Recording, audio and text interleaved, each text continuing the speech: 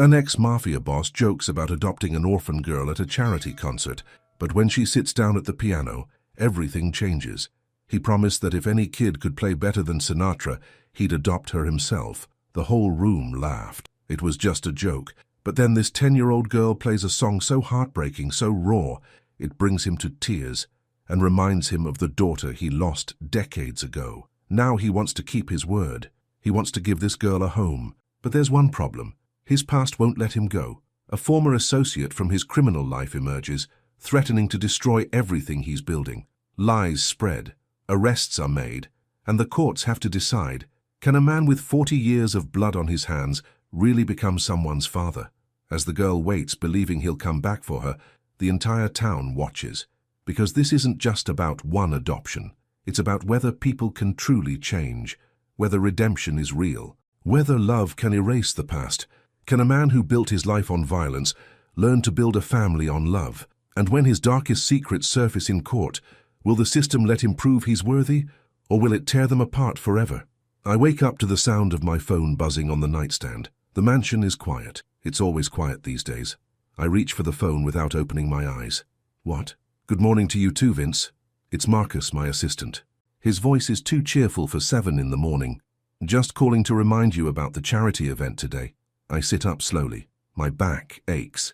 60 years old and sleeping in a bed that costs more than most people's cars, but I still wake up feeling like I've been hit by a truck. What charity event? The one your lawyer set up, the community center downtown. Remember? You promised Jim you'd go. I rub my eyes. Right. Jim, my lawyer. The man who keeps me out of prison and occasionally makes me do things I don't want to do. Why did I agree to that? Public image. Marcus sounds like he's reading from a script. Community outreach, showing the good side of Vincent Romano. Vincent Romano doesn't have a good side. That's why we need the event. He pauses. It's just a couple hours. Some kids singing. You smile for the cameras. Maybe write a check. Easy. Vince felt tired already. The whole thing sounds exhausting. But Jim was right about one thing. After 40 years in the business, people don't forget. Even when you try to go legitimate, the whispers follow. The looks, the careful distance people keep. Fine, I said. What time? 2 o'clock. I'll have the car ready at 1:30. I hang up without saying goodbye. Old habit. The shower is hot. I stand under it longer than necessary. Steam fills the bathroom. I think about nothing. That's the trick to mornings. Think about nothing until you have to think about something. By 1:30, I'm dressed in my best suit. Dark grey, pressed shirt, Italian leather shoes that cost more than I want to admit. If I'm going to do this, I'm going to look the part. Marcus drives. He talks about the route, about traffic, about the weather. I stare out the window. We pass through neighborhoods I used to know, streets that used to belong to my world. Everything looks older now, more worn down. Buildings with broken windows, empty lots where shops used to be. Depressing, I said. Sir? Nothing. The community center is smaller than I expected. Old brick building with a patched roof. There's a banner out front that says, "Hope for tomorrow" in cheerful letters. Someone tried to make it look nice. Balloons, streamers. It's the kind of effort that makes me sad. Cameras flash as soon as I step out of the car. Local news, a few photographers. Not the circus it used to be, but enough to make me put on my trademark smirk. The one that says I'm cooperating but not trying too hard. Mr. Romano, over here. Vince, one question. Marcus guides me toward the entrance. Jim is waiting inside, looking nervous. He always looks nervous around me. Thanks for coming, he said. His voice was tight. This means a lot. Yeah. I look around. The lobby is full of people, families, kids running around, volunteers setting up folding chairs. Everyone looks at me when I walk in. Some whisper, some just stare. I'm used to it. Grace Porter stands at the edge of the small auditorium, watching the children line up for their final rehearsal. Her hands are clasped in front of her. She's nervous. She's been nervous for weeks. The concert is important. The center needs funding. The city council is threatening budget cuts. If today goes well, if they can show the community what these kids can do, maybe they'll have a chance. She watches Lila, the quietest child in the group, 10 years old, brown hair pulled back in a simple ponytail. The girl stands near the piano, humming softly to herself. She always hums. Grace has never heard her sing out loud. Lila, honey, are you ready? Grace asked. Lila looks up. Her eyes are dark and serious. She nods but doesn't speak. Grace felt worried. Lila has been at the center for 2 years. No family, no one who wants her. The girl barely talks to anyone. Music is her only language. You don't have to perform if you're not ready, Grace said gently. Lila shakes her head. Her fingers move slightly, like she's playing invisible keys. Grace's chest tightened. She wants so badly for this child to find happiness, to find a home. But wanting isn't enough in this world. Miss Porter, one of the volunteers, waves from across the room. He's here. Grace takes a breath. Vincent Romano, the ex-Mafia boss. The man who agreed to sponsor the event for publicity. She's heard the stories, everyone has. But Jim assured her Romano's money was clean now, and they need the money. She smooths her dress and walks toward the lobby. I'm shaking hands with the mayor when a woman approaches. Mid-40s, simple dress, kind face. She moves with quiet confidence. Mr. Romano, I'm Grace Porter. Thank you for coming. I take her hand. Her grip is firm.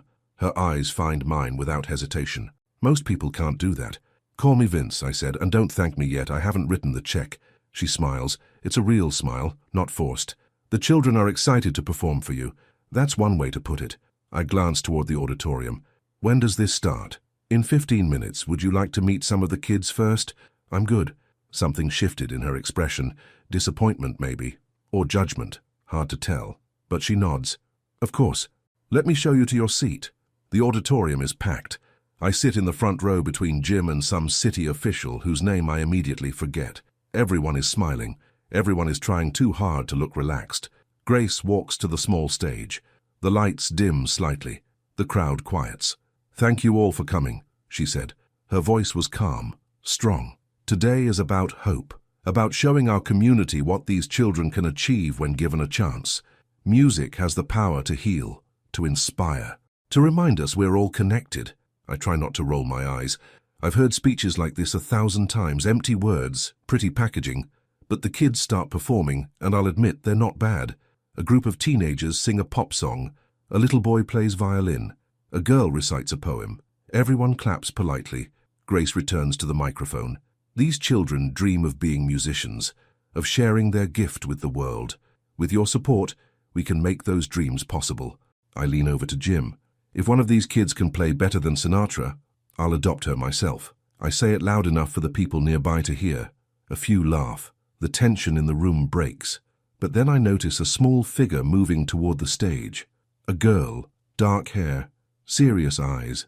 She walks slowly, deliberately toward the piano in the corner. Grace's breath caught. Lila, sweetheart, you don't have to... I wave my hand. Let the kid have her fun. The girl sits at the piano bench. Her hands hover over the keys, they're shaking. The silence stretched. Everyone watches, waiting. Then she begins to play. The first notes are soft, hesitant. But then the melody builds. It's not a song I recognize. It's something raw, something personal. Vince felt something stir in his chest. An old ache. A forgotten memory pushing its way to the surface. The girl plays like she's pouring her heart into the keys. Every note carries weight. Loneliness, hope, pain. The music fills the small auditorium.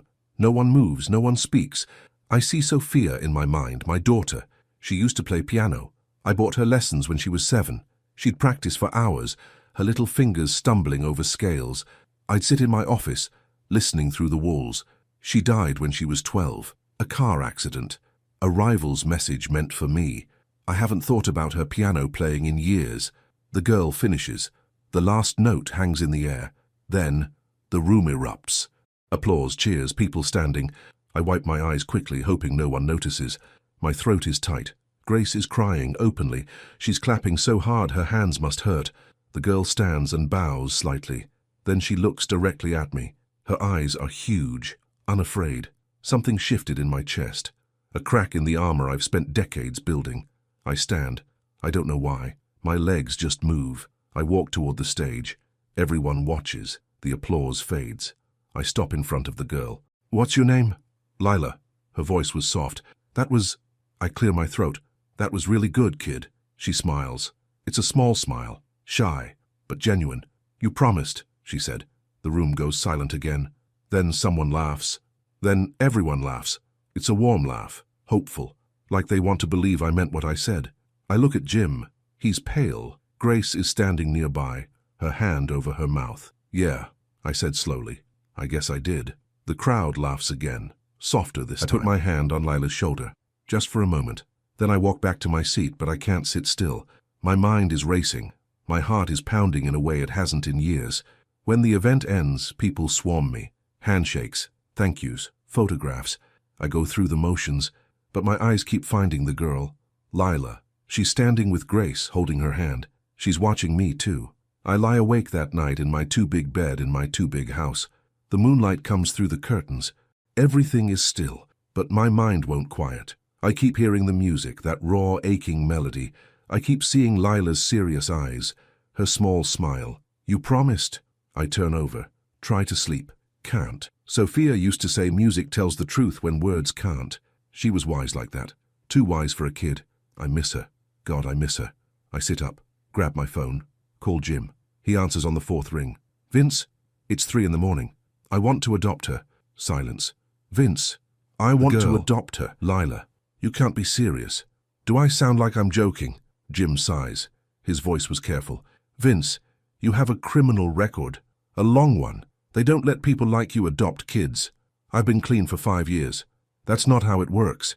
You'd need background checks, home visits, character references, and even then, with your history, figure it out, I said. That's what I pay you for. Vince, listen to me. This isn't like buying a restaurant or settling a lawsuit.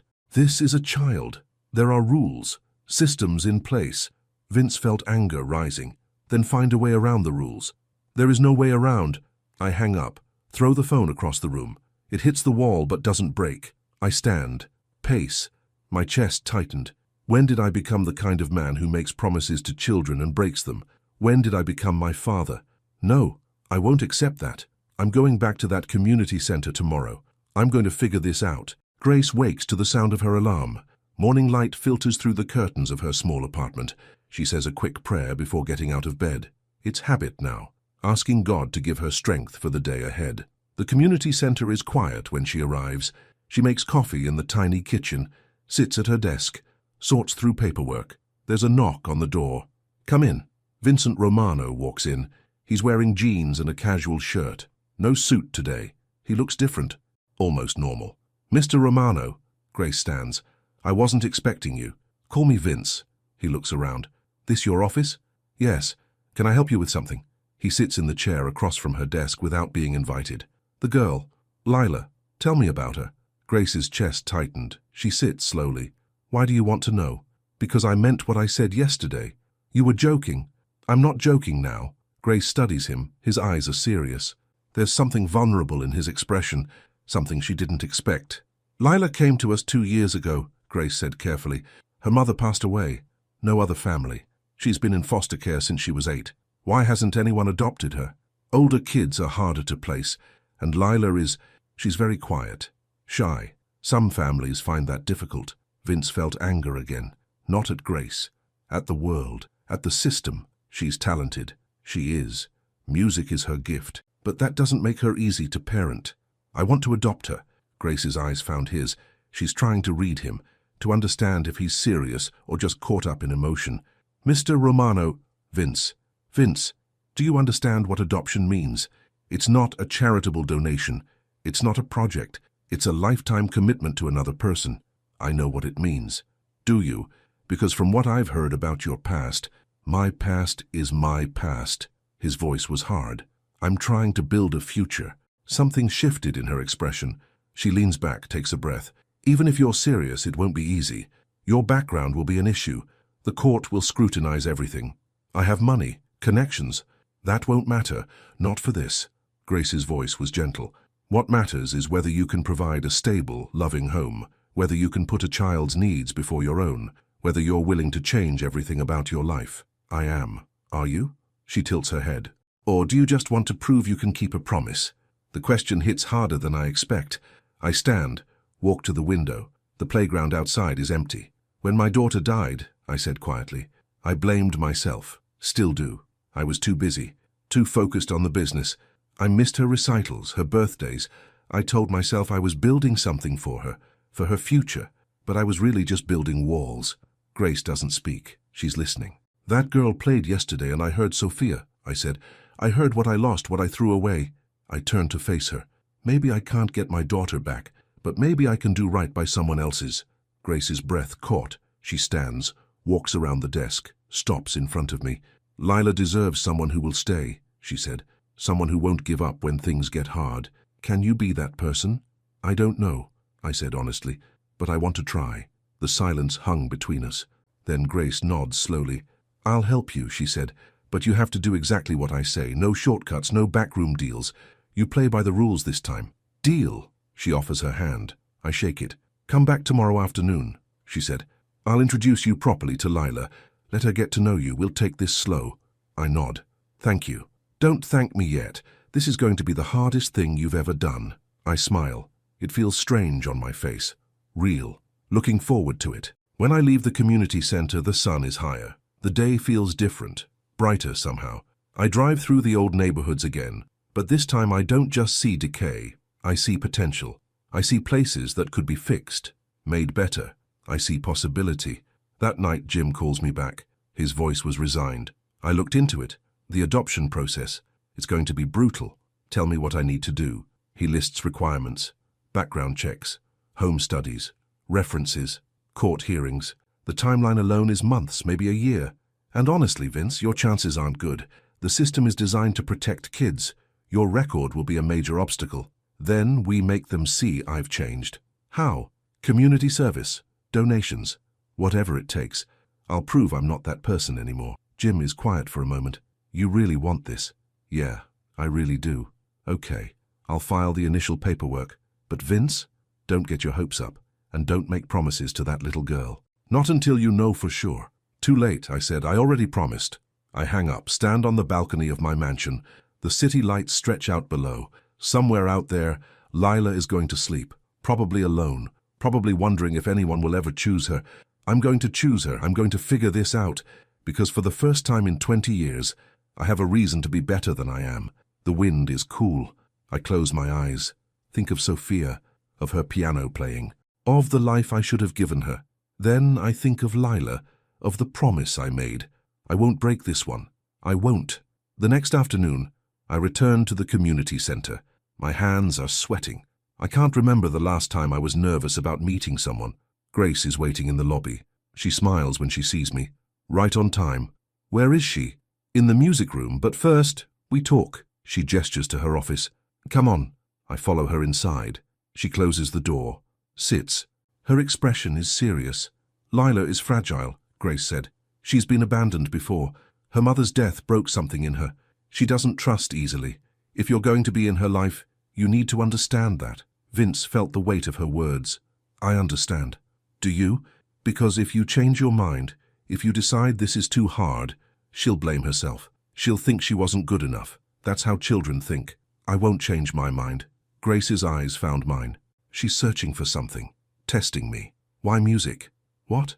Why did her music affect you so much? I need to understand. I leaned back. My throat tightened. My daughter played piano. She loved it more than anything. I barely paid attention. I was always working, always busy. I pause. When she died, I threw out the piano, couldn't stand looking at it. And now I wish I'd listened more. Wish I'd sat with her while she played. Wish I'd told her I was proud. Something shifted in Grace's expression. Softness, understanding. Lila can't replace your daughter.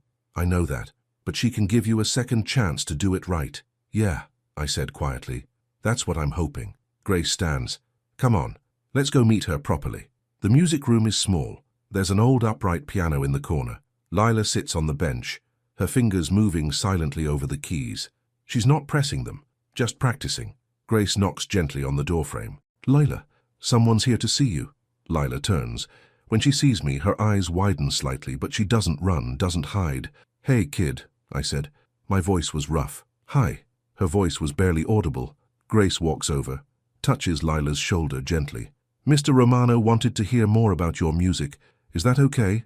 Lila nods slowly. I move closer. Sit on the floor near the piano. It feels less intimidating than standing. That song you played yesterday, did you write it? Yes. What's it about? She looks down at her hands. Being alone. Vince felt his chest tighten. That's a heavy subject for a kid. I'm not a kid. I'm 10. A smile tugs at my mouth. My mistake. Lila's breath caught. Then she smiles too. Just a little. Do you want to hear another one? Yeah, I'd like that. She turns to the piano.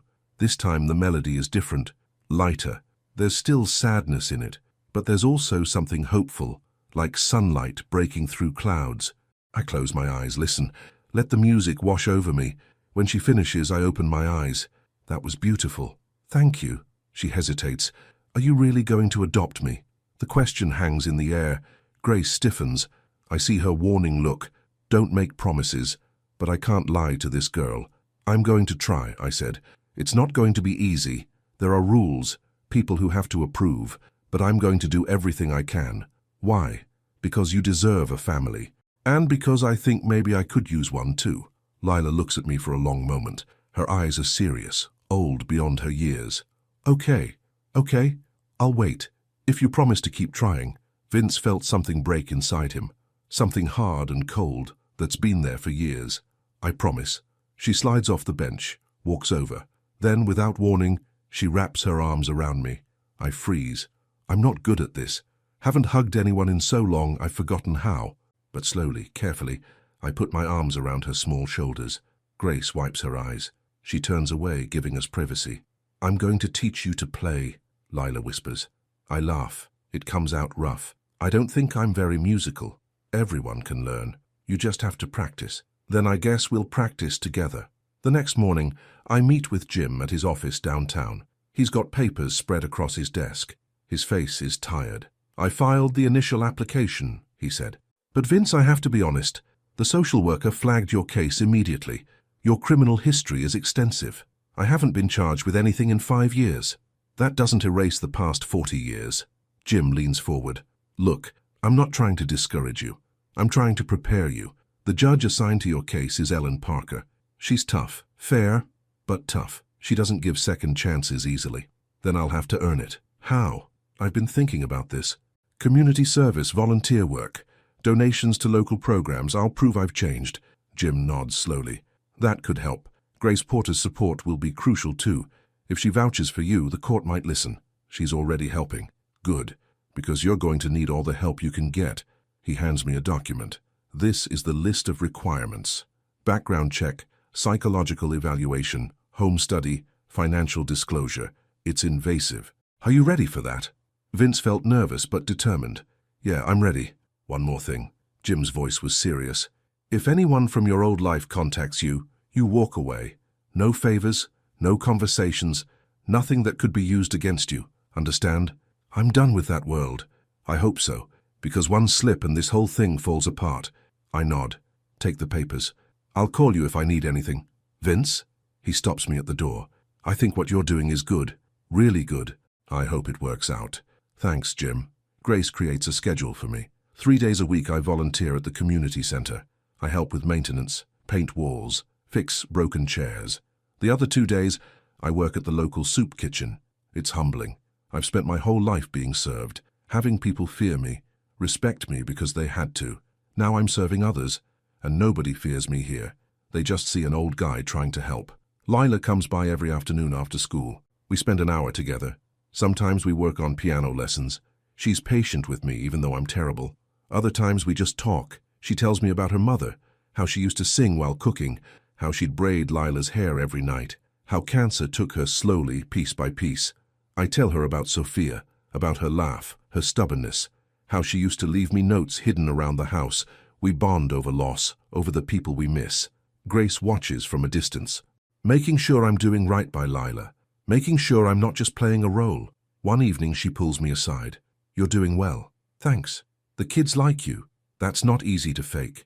I'm not faking anything. My voice was firm. I know. She smiles. That's why I'm saying it. You're changing, Vince. I can see it. Something shifted in my chest. Pride, maybe, or hope. Does that mean you'll testify for me? When it goes to court, I will. But Vince? Her eyes found mine. Don't do this just to prove something. Do it because you genuinely want to be her father. I do want that, more than I've wanted anything in a long time. Good, because she's starting to believe in you. Don't let her down. I won't. 3 weeks into my new routine, Tony DeLuca shows up. I'm leaving the community center when I see him, leaning against a black car, smoking a cigarette.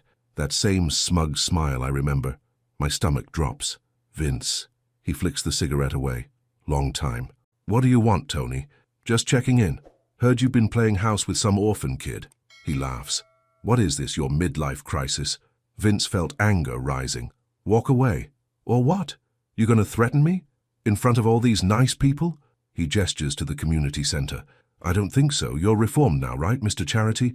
Mr. Second Chances. I'm serious, Tony. Leave. I will. But first, let's talk about what you owe me. His voice was cold. You cut ties. Left me hanging on 3 deals. Cost me a lot of money. That was business. This is my life. Your life was built on my back. On all our backs. And now you want to pretend you're some kind of saint. He steps closer. I don't think so. You're going to help me with one job, one simple job, or I make sure the judge hears about every crime you ever committed. My hands clench. You have no proof, don't I? He smirks. I kept records, Vince. Insurance. Thought I might need it someday. Guess I was right. The silence stretched between us. People are walking past, families, kids. I force myself to breathe. I'm not doing any jobs for you. I'm clean now. Clean. He laughs. You're not clean. You're just pretending. And when that little girl finds out who you really are, she's going to hate you. Get out of here. We'll see how long this lasts. Tony walks back to his car. Enjoy playing daddy while you can. He drives away. I stand there, shaking. My breath caught in my chest. Grace appears at my side. Who was that? Nobody. Vince. I turn to her. Someone from my past. He's trying to drag me back in. What did he want? To remind me who I used to be. My voice was hollow. Grace's hand touches my arm. Don't let him.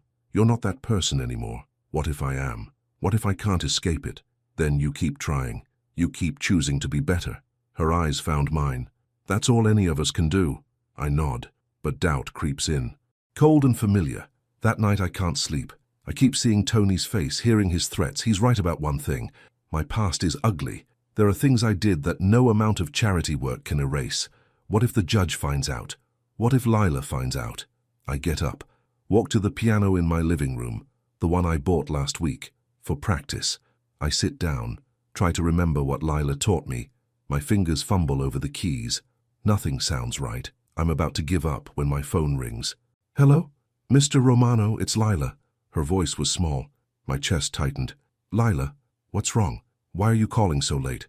I had a bad dream. Miss Grace said I could call you if I needed to. Is that okay? Yeah, kid, that's okay. What was the dream about? You left. You said you were coming back, but you didn't. And I was alone again. Vince felt his throat close up. I'm not leaving, Lila. Promise. I promise. I'm right here. I'm always going to be right here. Can you play the piano just so I can hear it? I look down at the keys. I'm not very good yet. That's okay. I just want to hear you try. I put the phone on speaker, set it on the piano. Then, slowly, carefully, I play the simple melody she taught me. It's clumsy, full of mistakes, but I hear her breathe softly through the phone, calming down. When I finish, there's silence. Lila, I'm here. Thank you. You feeling better? Yes. Good night, Mr. Romano. Call me Vince, kid. And good night. She hangs up. I sit there for a long time, staring at the keys. That little girl is counting on me. I can't let Tony or anyone else destroy this. I'm going to protect her, no matter what it costs. Plotted narrative progression through key story chapters. I need to continue with the middle section. According to the outline, Chapter 11, Lila composes Second Chances. Chapter 12, Tony leaks false stories. Chapter 13, Vince confesses about Sophia. Chapter 14, Tony bribes a worker. Chapter 15, Christmas benefit. Chapter 16, the arrest I need to maintain the emotional intensity and build toward the dramatic arrest. Let me continue with Grace's perspective briefly, then back to Vince. Moving through these key plot points, Grace organizes a recital for the children. She wants to showcase their progress, give them confidence, show the community what the center can do. Vince funds new instruments anonymously, but Grace knows it's him. She recognizes the care in the selection, quality instruments, professional grade. During rehearsal, Lila sits at the piano with a notebook. She's composing something new. Her face is focused, intent. Grace walks over. What are you working on? A new song. Lila looks up. I want to play it at the recital. What's it about? Mr. Romano told me stories. About his mistakes. About wanting to be better. So I wrote a song about second chances. Grace's breath caught. That's beautiful, sweetheart. Do you think he'll like it? I think he'll love it. That afternoon, when Vince arrives, Lila plays it for him. The melody is complex, rich with emotion, hope mixed with regret. The resolution feels earned, not easy. When she finishes, Vince is crying. He doesn't hide it this time. "What do you think?" Lila asked. "I think you're the most talented person I've ever met." His voice was thick. "Will you help me name it?" "You already named it, kid. Second chances." She smiles. "That's perfect." They spend the next hour refining the piece, adding layers, finding the right tempo. Grace watches from the doorway. Her heart is full. This is what redemption looks like. This is what grace means. The next morning, I wake up to 50 missed calls. My phone won't stop buzzing. I answer. It's Jim. His voice was frantic. "Vince, have you seen the news?" "What news?" "Turn on your TV, Channel 7. I grab the remote, flip to the local news station. My face fills the screen. Old mugshots. The anchor's voice is serious, professional. "Vincent Romano, former organized crime boss, is now seeking to adopt a 10-year-old girl from a local orphanage. Sources claim Romano is using the child for publicity. Critics question whether someone with his violent history should be allowed near children at all." My stomach drops. They cut to an interview. Tony. He's wearing a suit, looking concerned, lying through his teeth. "I've known Vince for 40 years, Tony said. "This isn't about helping a kid. This is about image rehabilitation. He thinks if he adopts some orphan, people will forget what he did. It's manipulation." The screen shows footage of me at the community center, with Lila. The angle makes it look staged, calculated. I turn off the TV, my hands are shaking. Vince felt rage, pure, burning rage. But under that, fear. What if the judge believes this? What if they take Lila away? My phone rings again. "Grace. Vince, I just saw. I'm coming over. The reporters are already here. It's chaos. I'll be there in 10 minutes. I hang up, drive faster than I should. When I arrive, there are news vans outside the community center. Cameras everywhere. I push through them. They shout questions. I ignore them. Inside, Grace is surrounded by volunteers. Everyone looks panicked, overwhelmed. "Where's Lila?" I ask immediately. "Upstairs, in the library. She saw the news." Grace's eyes found mine. She's confused, scared. My chest tightened. "I need to see her." "Vince, wait. Let me prepare her first." "No, I need to tell her the truth, all of it, before someone else does." Grace hesitates, then nods. "Okay, but I'm coming with you." Lila is sitting in the corner of the library, surrounded by books. Her knees pulled to her chest. She looks so small. "Lila?" I kneel in front of her. "Kid, look at me." She lifts her head. Her eyes are red. "They said you're bad, that you hurt people." Vince felt his throat close. "I did hurt people. A long time ago. I'm not proud of it." "Why?" "Because I was angry, lost. I made choices I can't take back." "Are you still bad?" "I'm trying not to be. Every day I'm trying to be better. For you, for me, for everyone I hurt." My voice was raw. "But some people don't believe people can change. They want to keep me in the past." Something shifted in her expression. She reaches out, touches my hand. "I believe you changed." "You do? I see how you are with the other kids, how you help. You're not pretending." Her voice was soft but certain. "You're real now." My breath caught. "Thank you, kid. That means everything." "Are they going to stop you from adopting me?" "I don't know. But I'm going to fight for you, I promise you that." She throws her arms around my neck, holds on tight. I hug her back, feel her trembling. Grace watches, tears streaming down her face. When Lila finally pulls away, I stand, walk to the window. Reporters are still outside, vultures. "I'm going to do an interview," I said. "Set the record straight." Grace walks over. "Are you sure that's wise?" "I'm done hiding. If I want people to believe I've changed, I need to own who I was. All of it." Her hand touches my shoulder. "Then I'm doing the interview with you. We present a united front." "Grace, you don't have to." "Yes, I do. You're not alone in this anymore." Something shifted in my chest. Gratitude, respect. Something deeper I don't have words for. "Okay," I said. "Let's do this." We stand outside. Cameras immediately focus on us. Questions fly from every direction. I hold up my hand. "I'll make a statement, then I'll take questions." The crowd quiets, waiting. "My name is Vincent Romano. 40 years ago, I made choices that hurt people. I was involved in organized crime. I won't pretend otherwise. Those choices led to pain, suffering, loss." I pause, take a breath. 5 years ago, I walked away from that life. I've spent every day since trying to make amends, to be better than I was. A reporter shouts, "Are you using this child for publicity?" No, I'm trying to give her a home. The same home I failed to give my own daughter before she died. My voice was steady. Lila deserves a family. I believe I can be that family. Not because I'm perfect, but because I'm willing to try. Grace steps forward. Her voice was calm, strong. I run this community center. I've worked with children for 20 years. I've seen Vincent Romano with these kids. His transformation is real. He shows up. He does the work. He cares. That's not manipulation. That's genuine change. More questions. More cameras. We answer what we can. Honest. Direct. When it's over, I'm exhausted, but also relieved. The truth is out there now. Whatever happens next, at least I didn't hide. That night, the judge's office calls. Jim delivers the news. His voice was grim. The hearing has been postponed. Judge Parker wants more time to review your case. Given the media attention and the new allegations, she's being cautious. How long? Could be months, Vince. I'm sorry. I close my eyes. What do I tell Lila? The truth, that these things take time. I hang up, sit in silence. My house feels emptier than ever, but then I remember what Lila said. I believe you changed. That has to be enough, for now.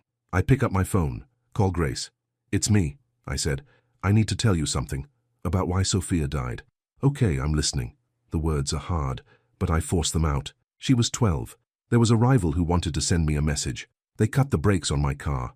But that day, Sophia borrowed it. She wanted to surprise me by picking me up from work. My throat tightened. She never made it. Grace's breath caught. Vince, it was my fault. My life. My choices. She paid the price. I'm crying. Can't stop. I can't bring her back. But maybe I can save Lila. Maybe that's my second chance. Oh, Vince. Her voice was thick with emotion. You didn't kill your daughter. The person who cut those brakes did. You can't carry that guilt forever. How do I let it go? By being there for Lila. By choosing differently this time. The silence stretched. Thank you for trusting me with this. Thank you for not giving up on me. I won't. I promise. When we hang up, I feel lighter. The truth has weight, but sharing it makes the burden bearable. 2 weeks later, Grace discovers something. She calls me immediately. Her voice was urgent. Vince, I need you to come to the center. Now. What's wrong? I'll explain when you get here. I arrive in 15 minutes. She's in her office, papers spread across her desk. Her expression is angry, determined. What is it? One of the workers, Rebecca. She submitted paperwork, claiming you offered her money to falsify documents, to speed up the adoption process. My blood runs cold. That's a lie. I know it is, because I checked the dates, the times. You were at the soup kitchen when this allegedly happened. I have witnesses. Something shifted in my chest. Relief mixed with fury. Tony. What? Tony DeLuca. He's behind this. He's trying to destroy me. Grace's eyes found mine. Then we expose him. I'm gathering evidence, security footage, testimony from the other workers. We prove Rebecca is lying. Why would she do this? Money, probably. Tony must have paid her off. Vince felt rage building again. But this time, I channel it. What do you need from me? Stay quiet. Don't confront anyone. Let me handle this legally. Her voice was firm. Promise me, Vince. I promise. Good, because we're going to win this. But we have to do it the right way. I nod. Trust her. Because what choice do I have? Christmas approaches. The community center plans a benefit concert. Despite everything, Grace insists it go forward. The kids need normalcy, hope. Lila is performing the final piece. Second chances. She's been practicing every day, perfecting it. The night of the concert, the hall is packed. Media coverage brought unexpected attention. People want to see the girl at the center of the controversy. I sit in the front row. My heart is pounding. This could be the last time I see her perform. If things go wrong with the judge, if Tony's lies stick, I might lose her forever. Grace gives the opening speech. Her voice was warm, steady. Tonight is about music, about hope, about believing people can change. Let's celebrate these children, their talent, their resilience, their faith in second chances. The performances are beautiful. Every child gives their best. The audience is moved, touched. Then Lila walks to the piano, the lights dim. She looks at me, smiles. My chest tightened. She begins to play Second Chances. The melody fills the hall. Every note carries weight, meaning. The journey from darkness to light, from guilt to Grace. People in the audience cry. I see it, feel it. The music transcends the controversy, shows the truth. When she finishes, the hall erupts. Standing ovation, applause that won't stop. Lila stands, bows, then speaks into the microphone. Her voice was small but clear. I dedicate this song to the man who taught me that family isn't about blood. It's about choosing to love someone, even when it's hard. She looks directly at me. Thank you, Vince, for choosing me. I'm standing before I realize it, walking toward the stage.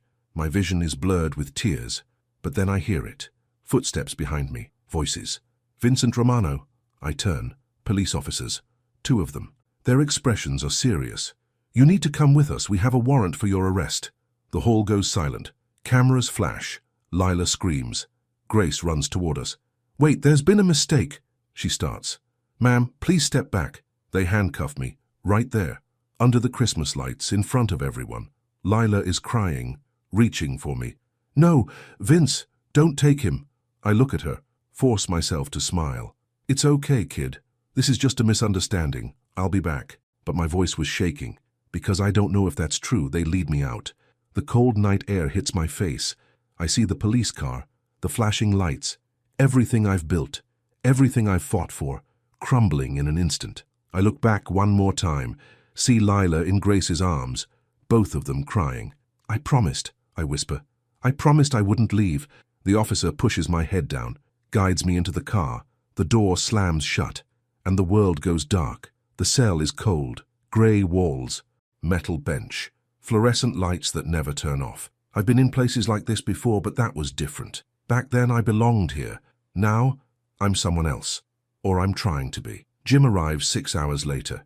His face is pale, exhausted. I posted bail. You're free to go. What were the charges? Bribery, fraud, tampering with adoption records. He sits across from me. Tony's accusations triggered an investigation. Rebecca gave a statement. They think you paid her off. Vince felt hollow, empty. I didn't. I know, but proving it is going to take time, and the damage is done. The media is everywhere. The judge is furious. Your adoption application is suspended indefinitely. My hands clench. What about Lila? She's with Grace. She's not doing well, Vince. My chest tightened. I need to see her. The court issued a restraining order. You can't go near the community center. Can't contact her directly. Not until this is resolved. That's insane. That's the law. Jim's voice was tired. I'm sorry, I'll file appeals, fight the order, but for now you have to stay away. The silence stretched between us. I feel the walls closing in. Everything I've built, everything I've fought for, gone. Come on, Jim said. Let's get you home. The mansion feels like a tomb. Empty rooms, expensive furniture, no life. I walk through it in a daze. Every corner reminds me of loneliness, of the person I used to be. I pour a drink, scotch, expensive. I stare at it. Haven't touched alcohol in 5 years, not since I decided to go clean. My hand shakes as I lift the glass, but then I see Lila's face, her tears, her trust. I set the glass down, pour it in the sink. No, I won't go back. Not to drinking, not to the old life, not to giving up. My phone buzzes, a text from Grace. Can I come over? We need to talk. I text back. Yes. She arrives an hour later. Her eyes are red from crying, but her expression is determined. How's Lila? I ask immediately. Devastated. She won't eat, won't play piano. She thinks you abandoned her. Grace's voice was thick. I've tried explaining, but she's 10 years old. She doesn't understand legal complications. She just knows you're gone. Vince felt his throat close. I need to talk to her. You can't. Not until we fix this. She sits, pulls out a folder. But I've been working. I found inconsistencies in Rebecca's statement. Times don't match. Details contradict security footage. Can you prove it? I think so, but Vince, there's something else. Her eyes found mine. Tony contacted me. He offered to drop everything if you pay him $200,000. My blood runs cold. Extortion. Exactly. Which means we can use this against him. Something shifted in her expression. But we need you to cooperate fully with the district attorney. Tell them everything about Tony, about your past, all of it. They'll arrest me for crimes I committed years ago.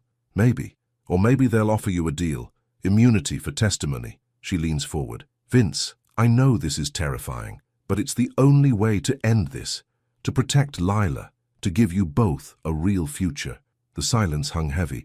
I think about Sophia, about all the times I chose the easy path, the dishonest path. Not this time. "Okay," I said.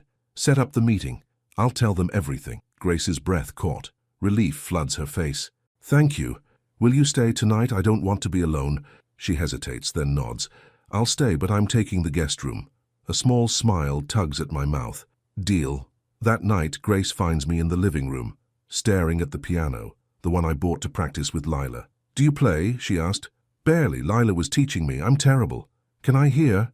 I sit down, place my fingers on the keys, play the simple melody Lila taught me.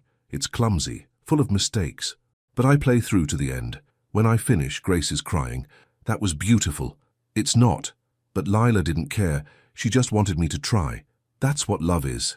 Showing up, trying, even when you're terrible at it. Grace sits beside me. "Vince, can I ask you something?" "Yeah."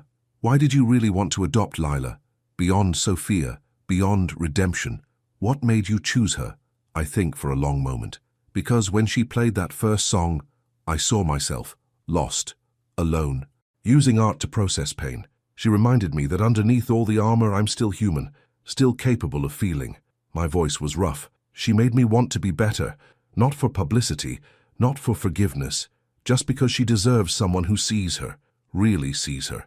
Something shifted in Grace's expression. Softness, understanding. "You're a good man, Vince. Despite everything, you're good." "I'm trying to be." She reaches over, touches my hand. That's all that matters. We sit there in comfortable silence, two broken people finding strength in each other. 3 days later, I sit across from the district attorney. Her name is Helen Marsh. Sharp. No nonsense. She doesn't trust me. I can see it in her eyes.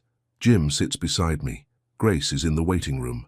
"Mr. Romano," Helen said, "I understand you want to make a statement. I want to confess to everything, every crime I committed that never saw trial, every shady deal, every bribe, all of it." Her eyebrows raise.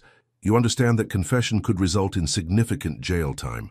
"I understand, but I also understand that Tony DeLuca is using my past to destroy my future, and I'm done running from it." My voice was steady. "I'll testify against Tony, give you everything you need to prosecute him. In exchange, I want immunity for my past crimes."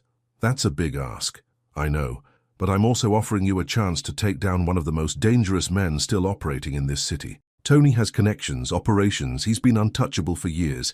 I can change that. Helen studies me, her eyes searching. Why now? Why not 10 years ago, 20? Because I didn't have a reason to be better. Now I do. I pull out my phone, show her a picture of Lila. This little girl believes in me, I won't let her down. Something shifted in Helen's expression. She looks at Jim. "Give us the room." Jim hesitates, then leaves. Grace follows. Helen leans forward. "Off the record, I have a daughter, she's 8. If someone like you wanted to adopt her, I'd fight it with everything I had. You understand that?" "Yes. But I also believe in second chances. My father was an alcoholic, beat my mother, went to prison, got clean, changed his life. He died 3 years ago. We had reconciled by then." Her voice was softer. "So, I know people can change, but I need to know you mean it, that this isn't just another con." Vince felt the weight of her words. "It's not a con. I love that little girl. I want to be her father for real, not for show." "Then you'll do whatever it takes, even if it means public humiliation? Even if it means admitting to crimes that will permanently stain your reputation?" "Yes, whatever it takes." Helen nods slowly. "Okay, I'll offer you a deal. Full immunity for past crimes, in exchange for complete cooperation. You testify against Tony, provide evidence, help us build an airtight case, and you submit to regular monitoring, counseling, home checks for at least 5 years. Done. One more thing. If you slip, if you go back to that life even once, the deal is void. You go to prison. Understood?" "Understood." She extends her hand. I shake it. Her grip is firm, respectful. "Let's take down Tony DeLuca," she said, "and get you your daughter." The next 3 weeks are brutal. I spend hours with prosecutors, providing names, dates, evidence, dismantling Tony's entire operation piece by piece. It's painful, reliving my past, admitting to things I've tried to forget. But every time I want to stop, I think of Lila, of her tears, of her trust. Grace visits often, brings updates. Lila wrote you a letter. The court won't let me give it to you, but I read it. Vince, she misses you so much. My chest tightened. What does it say? That she's not angry. That she knows you didn't leave on purpose. That she's waiting for you. Grace's eyes found mine. She's also written a new song called Home. She wants to play it for you when this is over. Tell her I'm coming back. As soon as I can, I will. One night, Grace brings her laptop. I'm not supposed to show you this, but I think you need to see it. She opens a video file. It's Lila in the music room, playing piano alone. She's playing Home. The melody is haunting, beautiful, full of longing. When the song ends, Lila looks at the camera. This is for Vince.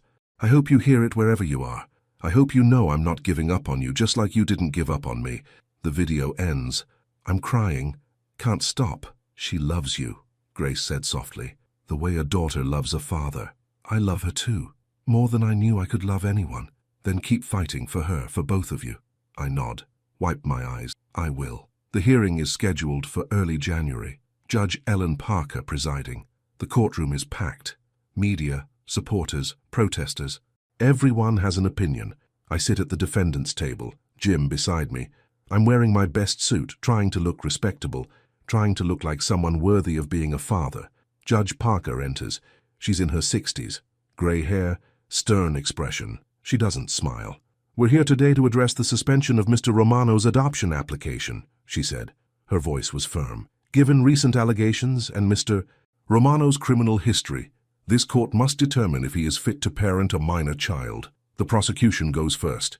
They outline my past. Every crime, every mistake. It's damning, embarrassing. But then Jim presents the immunity deal, the testimony against Tony, the evidence of change. Your Honor, Jim said, Mr. Romano has cooperated fully with law enforcement. He's provided critical information leading to the arrest of Tony DeLuca on charges of extortion, fraud, and racketeering. He's proven his commitment to leaving his criminal past behind. Judge Parker looked skeptical. Cooperation doesn't erase 40 years of criminal activity. No, Your Honor, but it demonstrates genuine transformation, and that's what adoption is about, providing children with parents who can grow, learn, become better. The judge turns to me. Mr. Romano, stand. I stand. My heart is pounding. Why should I believe you've changed? She asked. Why should I trust you with a vulnerable child? Vince felt his throat tighten. Because I know what it's like to lose a daughter. I know the pain of not being there, of making the wrong choices. I can't change my past, but I can change my future. And Lila deserves a father who will show up, who will try, even when it's hard. That's a nice speech. But words are easy. Actions matter. Then look at my actions. For 6 months I volunteered, served, helped, not for cameras, not for publicity, because it's the right thing to do. Because Lila taught me that being good isn't about perfection, it's about trying every single day. Something shifted in the judge's expression. Not softness, but consideration. I'd like to call a witness, Jim said. Grace Porter. Grace walks to the stand. She's sworn in. Her hands are folded. Calm. Ms. Porter, Jim said. You run the community center where Lila lives. You've observed Mr. Romano's interactions with her. In your professional opinion, is he fit to be her father? Grace's eyes found mine. Then she looks at the judge. Yes, absolutely yes. Can you elaborate? I've worked with children for 20 years. I've seen every kind of parent. The ones who try too hard. The ones who don't try at all. Vince Romano tries in the way that matters. He listens. He shows up. He puts Lila's needs first. Her voice was strong, clear. He's not perfect, but he's genuine. And that little girl loves him. She lights up when he's around. She feels safe with him. That's what matters most. Thank you, Ms. Porter. The prosecutor cross-examines, tries to poke holes, but Grace doesn't waver. She defends me with fierce conviction. Then Jim drops the bombshell. Your Honor, I'd like to call one more witness. Lila Matthews. The courtroom erupts. Murmurs. Whispers. Judge Parker bangs her gavel. Order. Mr. Harrison, the child is 10 years old. This is highly irregular. I understand, Your Honor. But Lila has something she wants to say. Something the court needs to hear. I ask you to allow it. The judge hesitates, then nods. Very well, but keep it brief. The doors open. Grace walks Lila in. She's wearing a simple dress. Her hair is neat, but her face is pale, nervous. My breath caught. It's been 3 weeks since I've seen her. She looks thinner, sadder. She walks to the witness stand. They bring a stool so she can reach the microphone. A court officer swears her in. Jim approaches gently. Lila, do you know why we're here today? Yes, to decide if Vince can adopt me. How do you feel about that? I want him to be my dad. Her voice was soft, but clear. He promised he wouldn't leave, and he didn't. Not really. He's fighting to come back. That's what matters. Can you tell the judge about Mr. Romano? What kind of person he is? Lila looks at me. Her eyes are serious. Vince is kind. He helps people even when no one's watching. He taught me that mistakes don't define you, that every day is a chance to be better. She pauses. He's the only person who ever chose me, not because he had to, but because he wanted to. My vision blurs. I wipe my eyes quickly. Jim smiles. Thank you, Lila.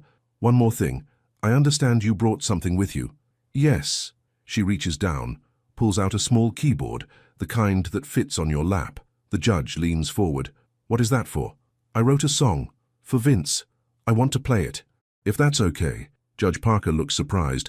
Then her expression softens slightly. Go ahead. Lila positions the keyboard, takes a breath, then begins to play. The melody fills the courtroom. Home. It's beautiful, aching, full of hope and longing. Every note carries emotion, truth, love. People in the gallery cry. Even the prosecutor looks moved. The judge's eyes glisten. When Lila finishes, the silence stretched. No one speaks. No one moves. Then Lila looks at Judge Parker. This is what Mr. Romano taught me, that every mistake can turn into something beautiful, that love is about showing up, about trying, about choosing each other every single day. She looks at me. I choose him, and he chose me. That's what family is.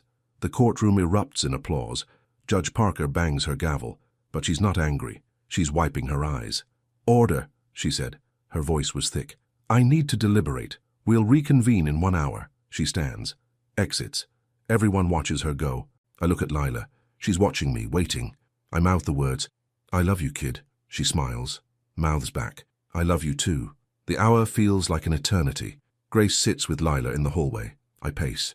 Jim tries to reassure me, but I can't think straight. My whole future, Lila's whole future, rests on one person's decision. Finally, the bailiff calls us back. All rise. The Honorable Judge Ellen Parker presiding. We stand. The judge enters. Her expression is unreadable. She sits, looks at her notes, then at me, then at Lila. This has been one of the most unusual cases of my career, she said.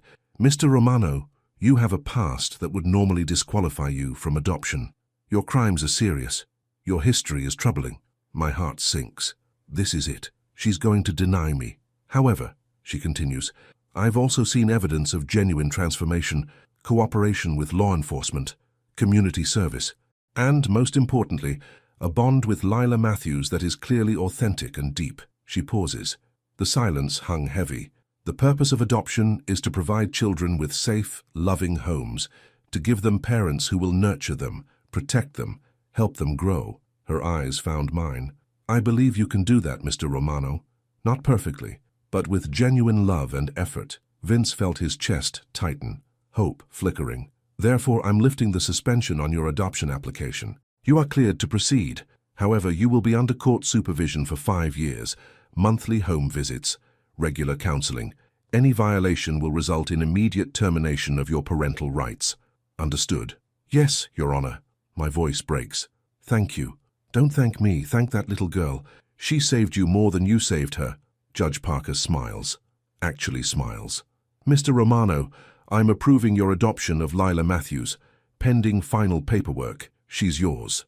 The courtroom explodes. Applause, cheers. Lila runs toward me. The bailiff doesn't stop her. She crashes into me. I catch her, lift her up, hold her tight. We did it, kid, I whisper. We're a family. She's crying, laughing. I knew you'd come back. I knew it. Grace is beside us, crying too. She puts her arms around both of us. Thank you, I said to her, for believing in me. Thank you for proving me right. We stand there, the three of us, in the middle of chaos, in the middle of celebration. But all I feel is peace. Finally, after decades of running, after years of guilt, after months of fighting, I'm home. 2 weeks later, we move Lila's things into my house. Well, not my mansion. I sold that the day after the trial. I bought a smaller house, 4 bedrooms, cozy, near the community center, near Grace, near everything that matters. Lila runs through the rooms, exploring. Her laughter fills the space. It's the best sound I've ever heard. "This one," she calls from upstairs. "I want this room." I climb the stairs, find her in the bedroom overlooking the backyard. It has big windows, good light, perfect for a piano. "It's yours," I said. "We'll paint it whatever color you want. Can I have posters of musicians?" "As many as you want." She hugs me. "Thank you, Dad." My breath caught. Dad. She's never called me that before. "Say it again," I said. My voice was rough. She pulls back, looks up at me, smiles. "Thank you, Dad." I kneel, take her hands. "Thank you for giving me a chance, for believing in me. You saved my life, kid, you know that. You saved mine first." "No, we saved each other." Something shifted in her expression. Understanding. She leans forward, rests her head on my shoulder. "We stay like that for a long time. Father and daughter, family." Grace helps us settle in. She brings groceries, helps organize, teaches me how to cook simple meals because I've lived on takeout my whole life. One evening, we're all sitting in the kitchen. Lila is doing homework. Grace is making dinner. I'm attempting to help, but mostly just getting in the way. "You're terrible at this," Grace said, but she's smiling. "I'm aware. I chop vegetables slowly, carefully, but I'm trying. That's what matters." Lila looks up from her homework. "Are you staying for dinner, Miss Grace? If that's okay with your dad." Lila looks at me. Her eyes are hopeful. "Is it?" "Of course. Grace is always welcome here." I pause. "Always." Something shifted in Grace's expression. She looks at me, really looks at me, and I see something there, something more than friendship. But neither of us says anything. Not yet. There's time for that. For now, this is enough. We eat dinner together. Lila talks about school, about her music lessons, about her dreams. I listen, really listen, the way I should have with Sophia. After dinner, Lila plays piano for us, her new composition, the one she's working on for the foundation opening. Grace and I sit on the couch, close but not touching, listening. When Lila finishes, she turns to us. "What do you think?" "It's perfect," Grace said. "Beautiful," I add. "You're going to blow everyone away at the opening. Will you play with me like we practiced?" "Kid, I'm still terrible, but you're getting better. Please?" I can't say no to her. I never could. "Okay, let's practice."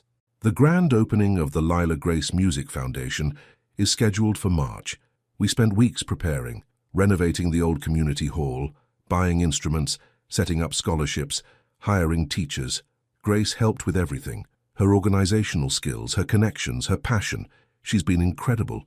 The night before the opening, I can't sleep. Too excited, too nervous. I walk downstairs, find Lila in the living room, sitting at the piano, playing softly. "Can't sleep either?" I ask. "Too many thoughts." She pats the bench beside her. "Sit with me?" I sit. She leans against me. We sit in comfortable silence for a moment. "Dad?" Her voice was soft. "Do you think Mom would be proud of me?" My chest tightened. "Your mother? Absolutely, she'd be so proud. Do you think your daughter would be proud of you?" I close my eyes. Think of Sophia. I hope so.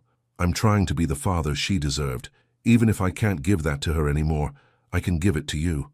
You're a good dad. I'm learning. You're teaching me. She smiles, starts playing a simple melody, the first one she taught me. "Play with me?" I place my hands on the keys. We play together, messy, imperfect, but full of love. This is what I was missing all those years. This quiet moment, this connection, this peace. Outside, the world keeps spinning, but in here, in this small living room with my daughter beside me, everything is exactly as it should be. Tomorrow, we open the foundation. We share our story. We help other children find their music, their hope, their second chance. But tonight, we're just a father and daughter, playing piano in the dark, making our own kind of music. And it's more than enough. It's everything. The morning of the grand opening, I wake up early. The sun is just starting to rise. Everything feels different, lighter. Lila is already awake. I hear her playing piano downstairs, practicing, always practicing. I make coffee, stand in the kitchen, look around at this home we've built together. Pictures on the walls, her school projects on the fridge, shoes by the door. A real home, a real life. Grace arrives at 8. She's carrying flowers. Her smile is bright. "Big day, huge day." I take the flowers. "You ready for this?" "Are you?" "Honestly?" I'm terrified. She laughs, touches my arm. You're going to be great, both of you. Something shifted in her eyes. That look again, the one that says there's more between us than friendship, more than partnership. Lila runs down the stairs. Miss Grace, you came early. I wanted to help you get ready. Grace opens her bag, pulls out a dress, blue, simple, beautiful. I thought you might want to wear this today. Lila's breath caught. It's perfect. Go try it on, let's make sure it fits. Lila grabs the dress, runs back upstairs. Her excitement is contagious.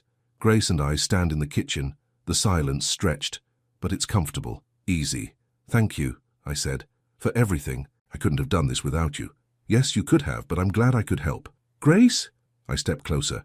After today, after things settle down, I want to talk to you about us, if there is an us. Her eyes found mine. She's smiling. I'd like that. The community hall looks incredible. Banners hang from the ceiling. The Lila Grace Music Foundation, in bold letters. Instruments line the walls. New, shining, ready to be played. Volunteers set up chairs, sound equipment. A stage for performances. Everything Grace and I planned is coming together. Local press arrives, cameras, reporters. But this time, the attention feels different. Positive, hopeful. The mayor shows up, shakes my hand. Mr. Romano, this is wonderful. What you're doing for these kids, for this community, it's truly admirable. Vince felt pride, real pride. Thank you. But it's not just me. It's Grace. It's Lila. It's everyone who believed we could do something good. At noon, people start arriving. Families, kids, teachers, donors. The hall fills quickly, standing room only. Judge Parker comes. She finds me backstage. Mr. Romano, Your Honor. I extend my hand. Thank you for coming. I wouldn't miss it. You've done something special here. Her voice was warm. Keep it up. I plan to. She smiles, walks away. I watch her go. Still can't believe she gave me a chance. Gave Lila and me a future. Grace appears at my side. 5 minutes. Are you nervous? Beyond nervous. You're going to do great. Just speak from the heart. That's what I'm afraid of. She squeezes my hand. Trust yourself. I do. The lights dim. The crowd quiets. I walk onto the stage, microphone in hand, heart pounding. I look out at the sea of faces. So many people, all here because they believe in second chances, in redemption, in music's power to heal. Thank you all for coming, I said. My voice was steady. 6 months ago, I was a different person. Lonely, lost, trying to outrun a past I couldn't escape. The room is silent. Everyone listening. Then I met a little girl who changed everything. She showed me that it's never too late to become who you're meant to be. That family isn't about perfection. It's about showing up, about trying, about choosing each other every single day. I pause. Find Lila in the wings. She's watching me, smiling, proud. This foundation exists because of her, because she believed in me when no one else did, because she taught me that music can save lives, can bridge gaps, can turn pain into beauty. My throat tightened. We're here to help kids find their voice, their gift, their hope. Every child deserves a chance to shine. Every child deserves someone who believes in them. That's what we're building here. A place where broken things become beautiful, where second chances become new beginnings. The crowd erupts. Applause fills the hall. People stand, cheering. I gesture to the wings. Please welcome the person who started all of this. My daughter, Lila Matthews. Lila walks out. The blue dress Grace gave her fits perfectly. Her hair is neat. Her face is glowing. The applause grows louder. She waves shyly, then walks to the piano on stage. Grace joins me, stands beside me. Her hand finds mine. I hold it tight. Lila sits at the piano, adjusts the microphone. Thank you for being here. This song is called Second Chances. It's about my dad, about how he taught me that mistakes don't define us, that love means fighting for each other, even when it's hard. She begins to play. The melody fills the hall. Every note precise, emotional, perfect. I watch her, this incredible child, this gift I don't deserve but will spend my life being grateful for. When she finishes, the standing ovation lasts 5 minutes. People cry, cheer, celebrate. Lila stands, bows, then looks at me. Dad, come up here. My chest tightened. Kid, I don't think, please, we practiced, remember? I walk to the stage, sit beside her at the piano. The crowd quiets again, waiting. We're going to play together, Lila said into the microphone. My dad isn't very good yet, but he's trying, and that's what matters. People laugh, but it's warm laughter, supportive. Lila counts us in. We play the simple melody, the first one she taught me. I make mistakes, hit wrong notes, but I keep going, because this isn't about being perfect. It's about being present, about showing up for your kid, about trying your best even when you're scared. When we finish, the applause is deafening. Lila throws her arms around me. "You did it, Dad! We did it, kid! Together!" After the ceremony, we mingle, meet donors, thank volunteers, accept congratulations. A woman approaches with her daughter. The girl is maybe 12, holding a violin case. "Mr. Romano, I'm Sarah Chen. This is my daughter, Maya. Nice to meet you both. Maya wants to apply for a scholarship. She loves music, but we can't afford lessons."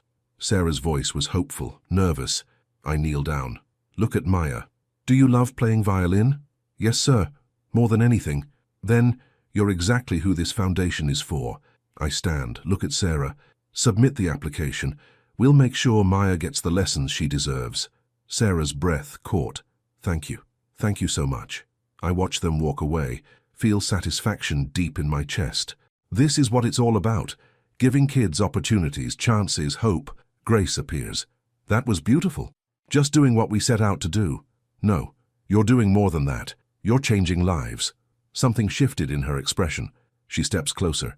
"Vince, I need to tell you something." My heart speeds up. "Okay, I've been alone for a long time. Since my husband died, I didn't think I'd ever want to let anyone in again." Her eyes found mine. "But you changed that. You and Lila. You've become family to me." "Grace, I'm not asking for anything. I just wanted you to know. You're not just Lila's father. You're a good man, and I'm proud to know you." Vince felt his throat close up. "I care about you. A lot. More than I probably should admit right now." "Then don't admit it now. Save it for when we have time, when we can talk properly." She smiles. "But know that I feel the same way." She walks away, leaves me standing there, heart full, mind racing. Lila tugs on my sleeve. "Dad, are you okay?" "Yeah, kid, I'm better than okay." "You like Miss Grace, don't you?" I look down at her, this perceptive little girl. "Is that okay with you?" "Are you kidding? Miss Grace is the best. If you marry her, we'd be a real family, all three of us." "Slow down, we're not talking about marriage yet." "But you're thinking about it." I can't help but smile. "Maybe, someday, if she'll have me." "She will, I can tell." Lila grins. "She looks at you the way you look at her. And how's that? Like you're home." Weeks pass. The foundation thrives. Kids enroll, take lessons, discover their talents.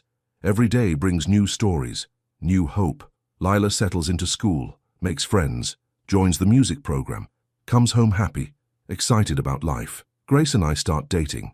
Officially, quietly. We take it slow. Dinner once a week, coffee on Saturday mornings, long conversations after Lila goes to bed. It's different from anything I've known. Gentle, real, built on friendship and respect. One evening, 3 months after the foundation opening, Grace and I sit on my porch. Lila is inside doing homework. "I got offered a job," Grace said. Her voice was careful. My chest tightened. "Where?" "Here. As director of the foundation. Full-time. Good salary." She looks at me. "But I wanted to ask you first. Make sure you're comfortable with that." "Comfortable? Grace, you're perfect for it. The foundation is as much yours as mine. But we're dating. Some people might say it's a conflict of interest. Some people will always find something to say." I take her hand. "I want you there. The kids love you." I stop. Too soon. But Grace smiles. "You love what?" "Having you around. Working with you.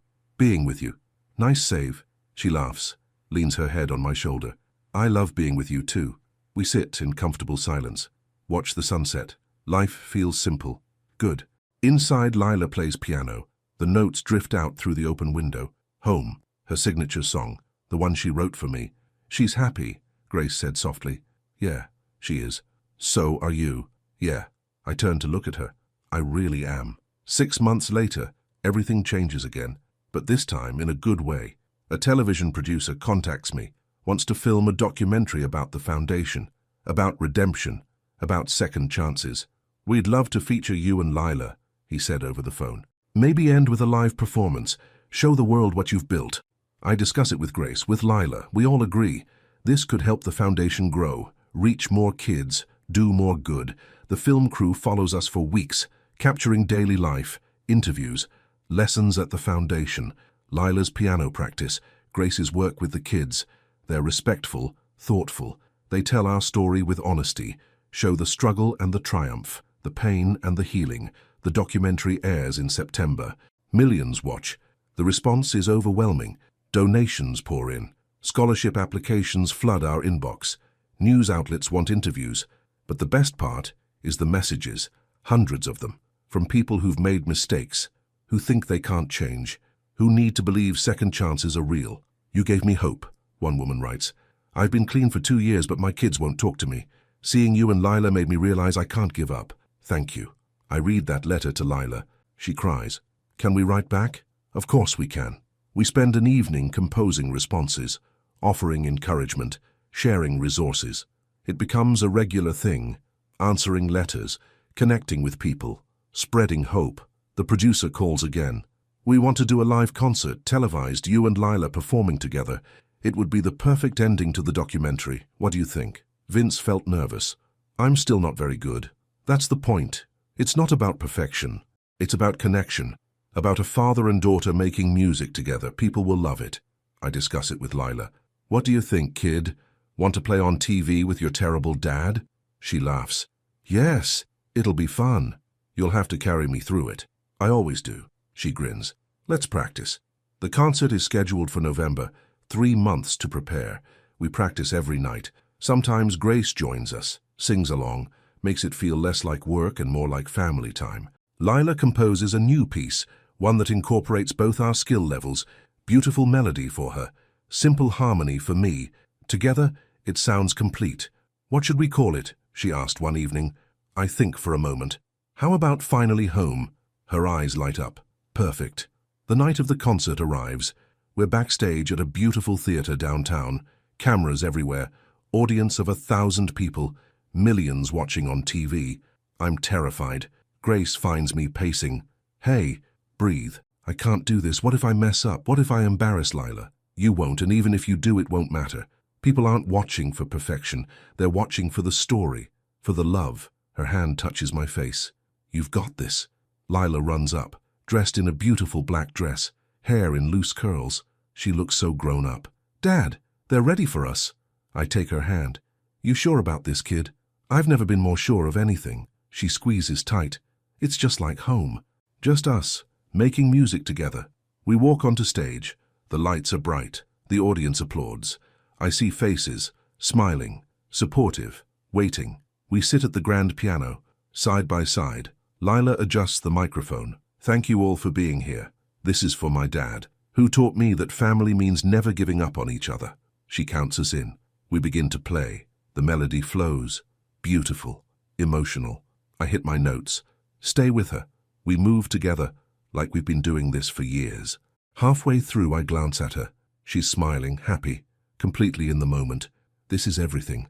This is what I was missing all those years with Sophia.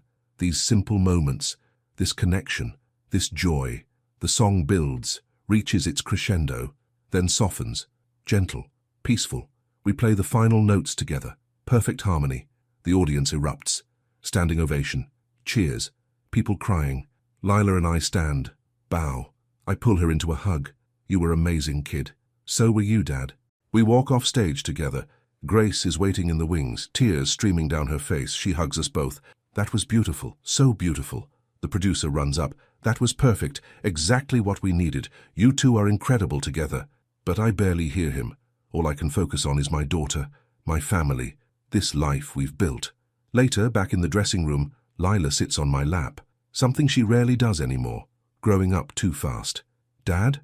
Her voice was soft. "Yeah, kid, I'm glad you made that joke at the first concert about adopting me." My throat tightened. "Me too. Do you remember what you said? If one of these kids can play better than Sinatra, I'll adopt her myself." She laughs. "I said it as a joke, but you made me mean it." Wait, those words. I've heard them before, or thought them. They feel right, true. "Yeah," I said quietly.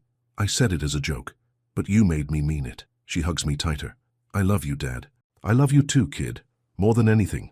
6 months later, we're sitting in our backyard, spring sunshine warming everything. Grace is planting flowers. Lila is reading a book under the tree. I'm grilling burgers, Badly.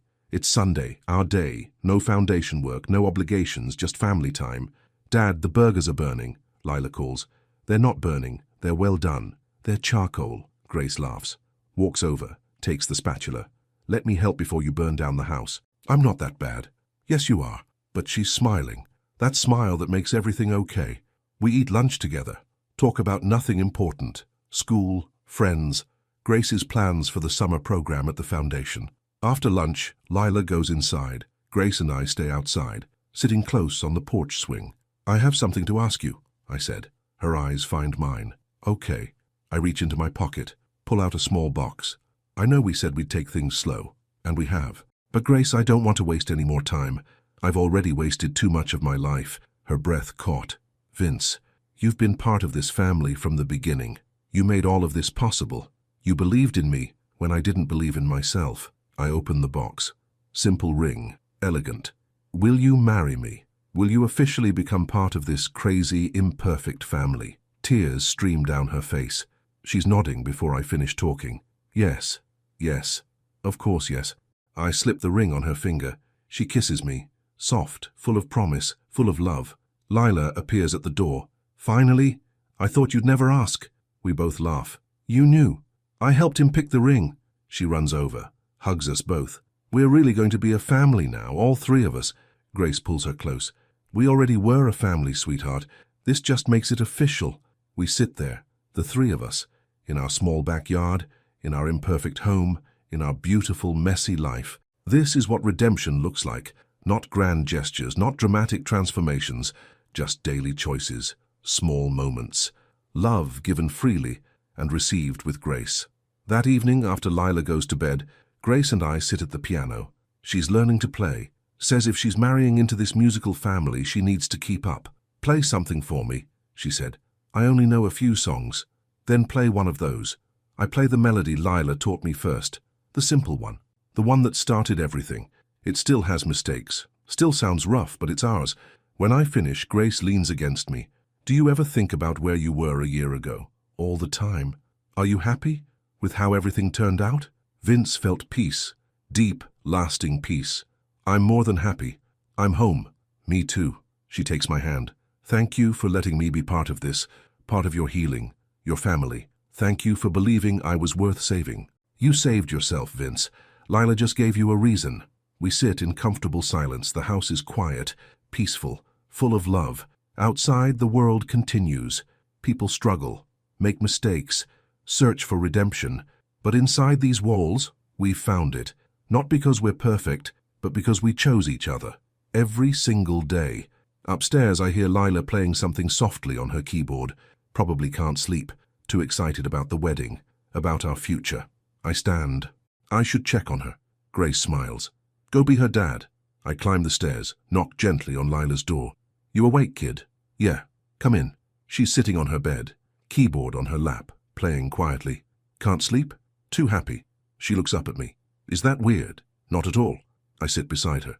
I can't sleep either. Because of Miss Grace. Because of you. Because of her. Because of this life we have. Sometimes I can't believe it's real. It's real, Dad. We're real. She sets the keyboard aside, hugs me. And we're not going anywhere. My chest tightened. I know, but after spending so many years alone, sometimes I'm afraid I'll wake up and it'll all be gone. It won't be. We're a family. That's forever. Forever. Such a big word for such a small person. But she says it with absolute certainty. You're right, I said. It's forever. Now, go to sleep. You need rest. Grace is going to make you help plan the wedding tomorrow. I laugh. Is she? Oh, yeah. She told me. You're helping with everything, colors, flowers, food, all of it. Sounds terrifying. Sounds like family. She grins. Lies down. Good night, Dad. Good night, kid. I love you. I love you more. Not possible. She's asleep before I leave the room. Peaceful.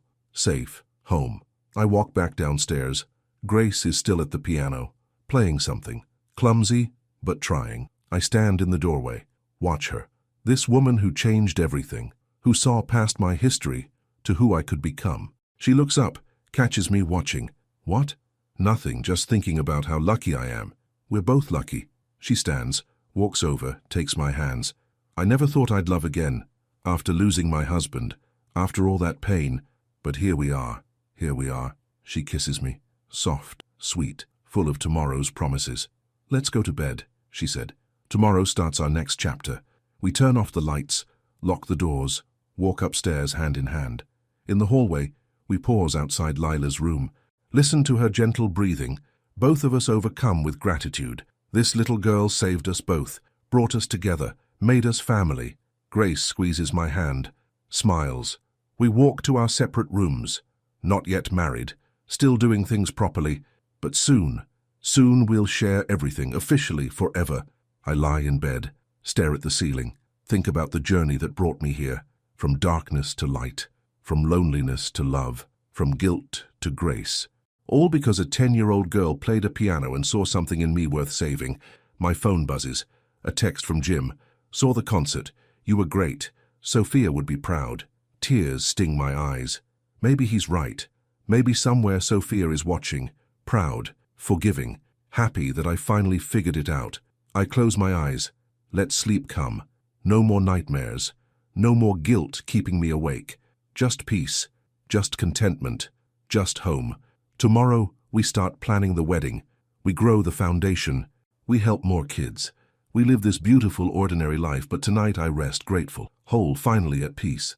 I said it as a joke, but she made me mean it, and now I'm exactly where I belong.